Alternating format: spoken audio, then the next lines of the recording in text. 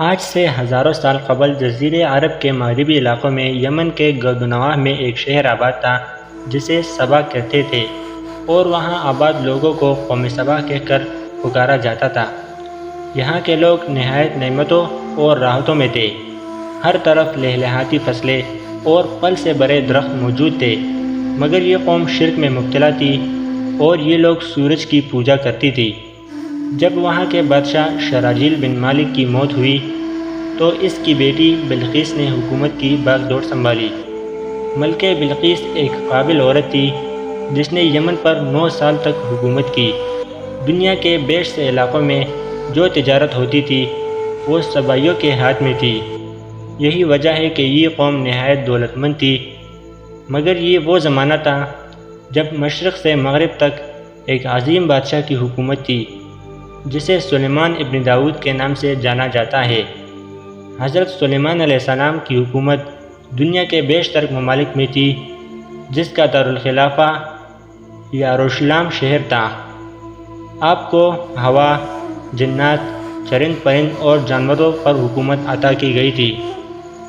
ایک دن کا واقعہ ہے کہ حضرت سلیمان علیہ السلام نے دربار لگایا تو جن و انس اور باقی سب کے سب حاضر ہوئے، مگر ان کا چہیتا پرندہ ہدہد غائب تھا۔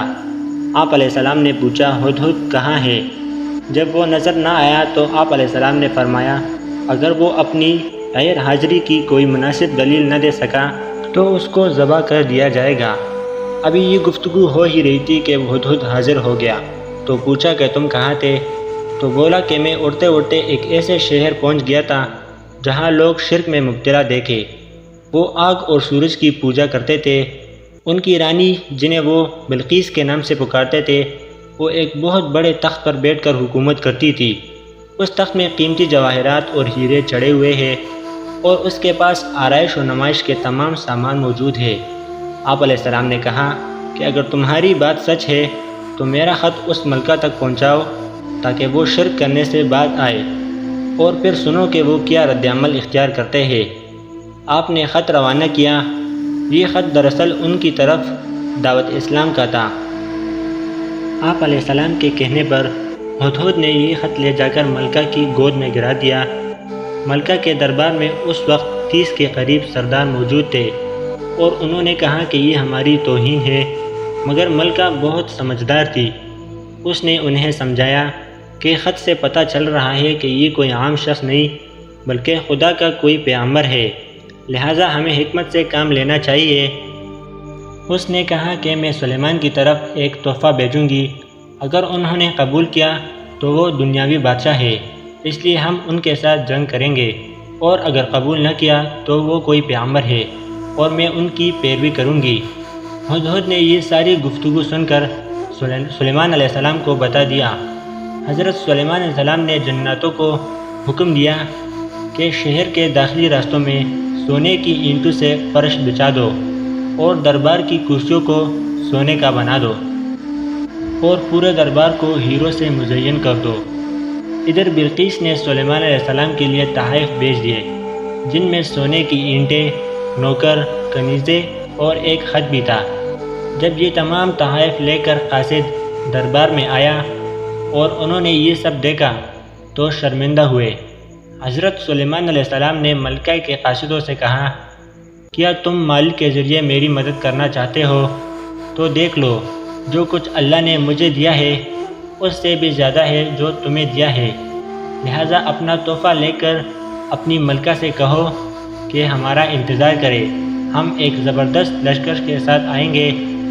جب یہ خبر ملکہ کو ملی تو وہ سمجھ گئی کہ یہ واقعی اللہ کے نبی ہے، لہٰذا اس نے جنگ کے بجائے سلیمان علیہ السلام کے دربار میں حاضر ہو کر اپنی اطاعت کا فیصلہ کیا۔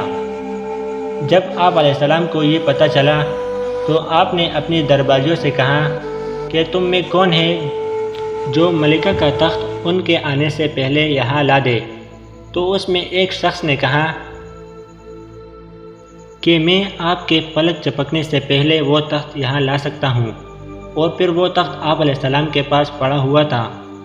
مفسرین کے مطابق وہ شخص آپ علیہ السلام کا دوست یا کوئی خالہ بھائی جس کا نام آصف بتایا گیا ہے۔ کہا جاتا ہے کہ اس تخت کی لمبائی 80 ہاتھ اور اونچائی 30 ہاتھ تھی۔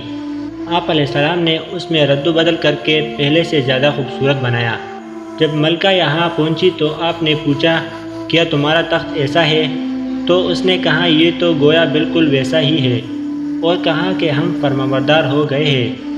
ملکہ کے آنے سے پہلے آپ علیہ السلام نے ایسا محل تیار کیا جس کا فرش شیشے کا ہو اور اس میں پانی جاری ہو، جس میں ہر قسم کے آبی جانور ہو۔ آپ علیہ السلام اس عمارت میں اپنے عظیم تخت پر جلوہ افروز تھے۔ جب ملکہ اس محل میں آئی اور اس نے فرش کو دیکھا تو سمجھی کہ یہ تو پانی کا حوض ہے، لہٰذا اپنی پنڈیا سے کپڑا اٹھایا۔ سلیمان علیہ السلام نے کہا کہ یہ تو صرف شیشے کا چکنا فرش ہے۔ تب وہ شرمندہ ہوئی اور کہا کہ جس طرح میں شیشے کو پانی سمجھ گئی، اسی طرح روشن سورج کو خدا سمجھ بیٹھی، اس لیے وہ فرمانبردار ہو گئی۔ بعض مفسرین نے لکھا ہے کہ بعد میں ملکہ سلیمان علیہ السلام کے نکاح میں آ گئی، اور بعض نے لکھا ہے کہ اس کے بعد آپ علیہ السلام نے انہیں یمن بھیج دیا اور وہاں اس کے لیے 3 بڑے محل بنوائے۔ پیارے دوستو، اس کہانی سے ہمیں یہ سبق ملتا ہے کہ یہ دنیا مال و دولت سے خوبصورت نہیں ہوتی، اس حالت میں کہ انسان شرک میں ہو، کیونکہ اس دنیا سے ایک نہ ایک دن جانا ہے، اور بے شک آخرت ہی رہنے سہنے کا اصل گھر ہے۔ اگر آپ ہمارے چینل پر نئے ہو تو چینل کو سبسکرائب اور ویڈیو کو لائک ضرور کریں۔